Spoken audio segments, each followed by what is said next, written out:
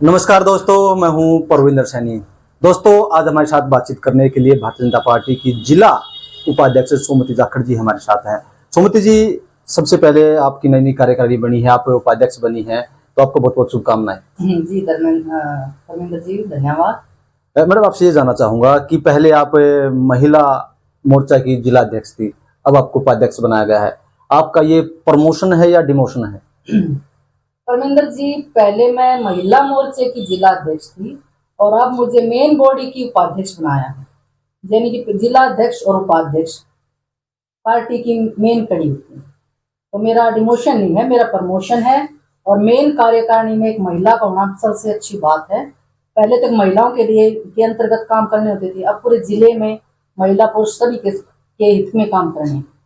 Madam, अगर हम देखते हैं तो आपकी पार्टी ने एकदम से सभी जिलों के जो कार्यकारिणी थी उसकी घोषणा कर दी, लेकिन कांग्रेस पार्टी अभी तक अपने जो है जिला कार्यकारिणी कहे, प्रदेश अध्यक्ष कहे, उसका चुनाव नहीं कर पाई है। जबकि इन्होंने पहले ये कहा था कि राहुल गांधी ने कि 30 तारीख तक हम जो 30 जून तक जो है सभी की घोषणा कर देंगे, अगर उसके बाद कुछ कमी रहती है तो 7 जुलाई तक हमारी डेडलाइन होगी। अभी तक घोषणा नहीं कर पाए। देखो, कांग्रेस पार्टी अपने तरीके से काम करती है, भारतीय जनता पार्टी अपने तरीके से काम करती है। भारतीय जनता पार्टी निर्णय लेती है, सक्षम निर्णय लेती है और अपने निर्णयों पर कायम होती है। और उन्होंने जो कार्यकारिणी बनाई है, पूरे हरियाणा की कार्यकारिणी बनाई है जिले की, जिला अध्यक्षों को सूचना दे दी थी कि भाई अब तक आपको कार्यकारिणी बनानी है, और उनके मुताबिक सही समय पे उन्होंने अपनी कार्यकारिणी बनाई और घोषणा की। ये आपको अभी देखने को मिल रहा है कि हर जिले में हमारी कार्यकारिणी बन चुकी है जिले की। अध्यक्ष कौन होगा आपका हरियाणा का? देखो, इसके ऊपर अभी चर्चाएं चल रही है कि जब अध्यक्ष कौन होगा। अभी तो सर्वसर्वी हमारे नेता हैं, हमारे संगठन के हैं, उनका निर्णय होगा। राष्ट्रीय जो हमारी सर्वश्रेष्ठ पार्टी है वो निर्णय करेगी कि कौन प्रदेश का अध्यक्ष होगा। अभी इस बारे में मुझे भी नहीं पता। आप क्या चाहते हैं, मोहनलाल बड़ोली रिपीट हो या उनको हटाया जाए? नहीं, मोहनलाल बड़ोली ने अपना अच्छा कार्यकाल किया है। उन्होंने 1 ही साल प्रदेश अध्यक्ष बने को हुआ है और उनके चुनाव में हमारी पार्टी तीसरी बार सरकार में आई है। तो मोहनलाल बड़ोली ने अपने कार्यकाल अच्छे से निभाया है और संगठन को सभी कार्यकर्ताओं के साथ लेकर चले हैं। तो मोहन बड़ोली जी रिपीट होते तो बहुत अच्छी बात। मैडम, आप भी एक महिला हैं और एक महिला ने उनके ऊपर गंभीर आरोप लगाए हैं रेप के, तो क्या ऐसे व्यक्ति को अध्यक्ष पद पर रहना चाहिए? देखो, आरोप लगाए हैं, सिद्ध नहीं हुए हैं। अभी आपने भी उस टाइम देखा होगा जब आरोप लगाए थे, तो सबसे पहले मैंने ही कहा था कि देखो 1.5 साल की बात उन्होंने रिपीट की थी। 1.5 साल बाद अगर किसी के साथ कुछ भी, अगर किसी महिला का कोई हनन होता है तो वो 1.5 साल बाद बताती है। तो मैं ऐसे बहनों से आपके माध्यम से यही कहना चाहूंगी, तभी तत्काल उसका निवारण होना चाहिए। अगर उनकी छवि खराब करने के लिए कोई महिला ऐसा करती है तो बहुत ही इसमें शर्मसार महिलाओं के लिए भी बात है।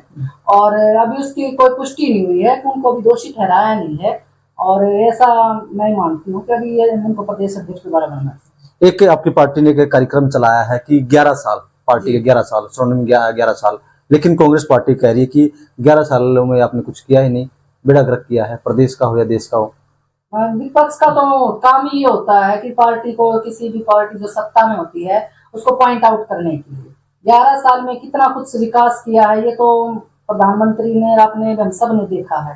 पहले हमारा भारत का क्या एक ग्राफ था और अब हमारी अर्थव्यवस्था 4थे स्थान पर है।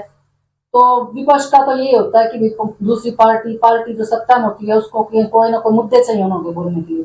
इससे 11 साल, हम तो 11 साल के उनके पिछले उनका ग्राफ देख लो, जितनी तेजी से अभी हमारा भारत का जो ग्राफ बढ़ा है पहले की तुलना में 3-4 गुना तेजी से बढ़ा। मैडम, आजकल एक मुद्दा जो है बड़ा गरमाया हुआ है बीपीएल को लेकर, कि पहले जिस तरीके से बीपीएल कार्ड तकरीबन 27 लाख बीपीएल कार्ड थे पहले, लेकिन चुनाव के बाद एकाएक इतनी बढ़ोतरी इतनी हुई कि हम 52 लाख क्रॉस कर गए, और अब 5-7 महीनों की अगर हम देखें तो लगातार घट रहे हैं, 6 लाख से ज्यादा जो है घट गए हैं। तो क्या ये चुनाव स्टंट था? क्या आप लोगों की एक प्लानिंग थी कि चुनाव जीतने के लिए हम ये एजेंडा चलाएं? देखो, जो डिजर्विंग पर्सन है बीपीएल का, तो वो जिनको जरूरतमंद हो बीपीएल का, तो मैं सोचती हूँ उन्हीं को उनका लाभ होना चाहिए।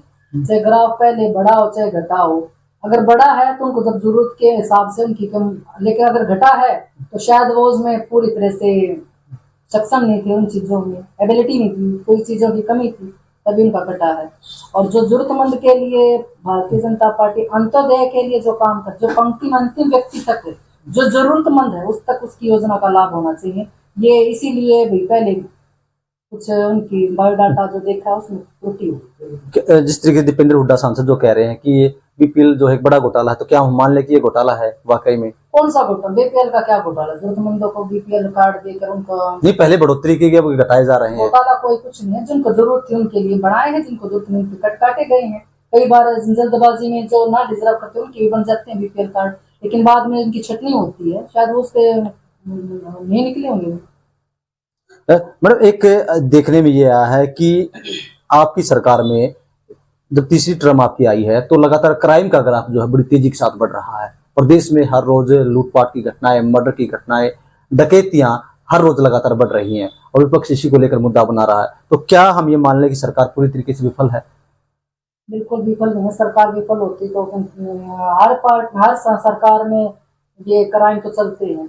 आपने मेरे से तीसरी बार पूछा ये क्वेश्चन।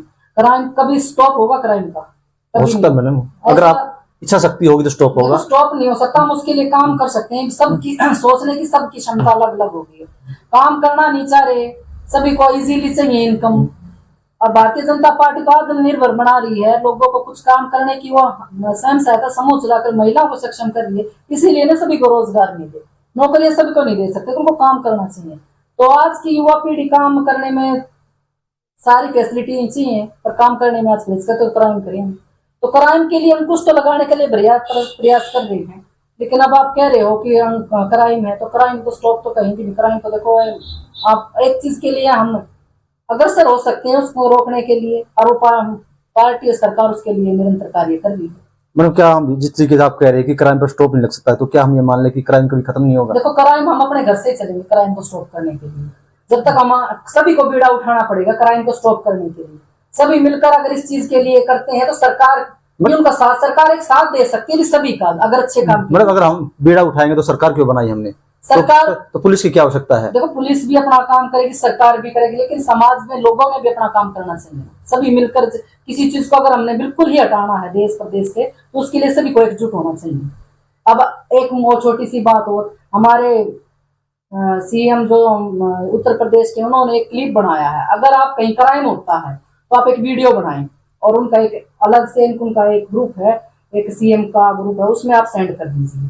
अगर उन्होंने ये तभी किया कि क्राइम अगर हम देखने वाले उस टाइम हम होते हैं, ना कि कोई सरकार देखती है। जब हम खुद देखकर उसकी वीडियो बनाकर हम आगे भेजते हैं तो उस पर तुरंत एक्शन होता है। ये भी भारतीय जनता पार्टी की ही सोच है जो उत्तर प्रदेश में लागू होगी, ऐसी कोई ना कोई जो हरियाणा में भी लागू होगी, जिस दिन चीज पे अंकुश लगेगा। सरकार, अधिकारी, प्रशासन तो बहुत बाद में पहुंचता है, पहले तो समाज, हम आस पड़ोसी देखता है ना, तभी उस चीज को हम हाईलाइट करें, तभी हम और आप सभी मिलकर इस चीज पे बीड़ा उठाएंगे तो क्राइम पर स्टॉप बिल्कुल लगेगा। एक आपकी सरकार पर बड़े आरोप लगते रहते हैं, विपक्ष भी कहता है और आम जनता भी कह रही है कि अफसरशाही जो है वो हैवी है सरकार पर, कि यहाँ पर सरकार की नहीं बल्कि अफसरों की चलती है। कई उदाहरण है, आप बाड़ा के विधायक उमेद पातवास को ले लीजिए, उन्होंने धरना दिया किस तरीके से। आप किरण चौधरी को ले लीजिए, एसएचओ ने उनका फोन नहीं उठाया। तकरीबन नेताओं के आरोप रहते हैं कि अधिकारी हमारी सुनते नहीं है। देखो परमिंदर जी, भारतीय जनता पार्टी के चाहे मंत्री हो, चाहे विधायक हो, और चाहे कार्यकर्ता हो, उनका स्वभाव बहुत विनम्र तरीके से होता है। वो अफसरों को भी ऐसे ट्रीट करते हैं जैसे कि हम बहुत ही उनको मान सम्मान देते हैं, उनसे मिलते हैं। अभी आप पातुवास के विधायक की बात कर रहे हो, तो उन्होंने सिर्फ इतना ही कहा था कि वीडियो का ऑफिस खोल दो, भी मैं इतना बैठ जाता हूँ। अगर उसने ये भी नहीं खोला, उसने अपने अफसरशाही दिखाई है, तो देखो मान सम्मान अगर उन्होंने नहीं दिया, तो अफसर की सोच पे डिपेंड करता है कि उसके संस्कार कैसे हैं। अगर कोई कहता है कि मुझे यहाँ बैठने के लिए जगह दे दो, तो हम आम जनता के लिए भी वो चीज प्रोवाइड कर देते हैं, बैठ जाओ। तो ये इनकी विनम्रता का कारण है कि जो अफसरशाही ने सिर पर चढ़कर बोलेंगे। हमारे मुख्यमंत्री ने अपने भाषण में बोला था कि हमारा कार्यकर्ता चौधरी होगा, हमारा कार्यकर्ता चौधरी होगा, लेकिन हमारी विनम्रता भारतीय जनता पार्टी के कार्यकर्ताओं की ऐसी है कि अफसरशाही सिर पर चढ़ के बोलता है। तो मैं यही कहना चाहूंगी हमारी सरकार को कि अपने अफसरों से ये पूछा जाए कि विनम्रता जब हम ज्यादा कर रहे हैं, कि आगे हाथ पैर जोड़ के इतनी रिस्पेक्ट दे रहे हैं, तो इनको लेनी चाहिए रिस्पेक्ट का सम्मान करना चाहिए। उन्होंने ठीक किया पातुवास जी ने जो उनके खिलाफ मोर्चा किया, ताकि वो जब वो एक विधायक के साथ ऐसा सलूक कर सकते, तो आम जनता को कैसे ट्रीट करते होंगे, एक आम आदमी से कैसे बात करते होंगे। वो अफसरशाही की उसकी तरीके से पता चल रही है कि वो आम जनता का क्या कार्य करते होंगे। एक संघ प्रमुख है मोहन भागवत, उन्होंने बयान दिया है कि 75 के बाद आदमी को रेस्ट करना चाहिए। जी। तो 2025 साल ऐसा है कि जिसमें मोहन भागवत 75 के हो रहे हैं और प्रधानमंत्री नरेंद्र मोदी भी, तो क्या दोनों कुर्सी छोड़ रहे हैं या कोई एक जाएगा?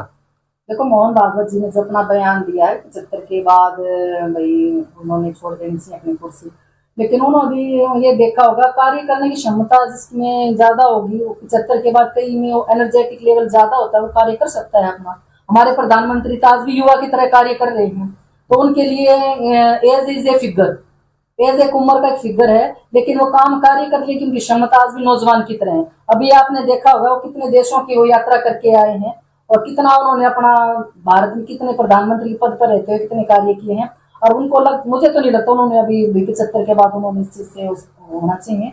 उनको लगातार काम करना चाहिए, जब तक उनकी काम करने की इच्छा है भारत के लिए तब तक उनको काम करना चाहिए।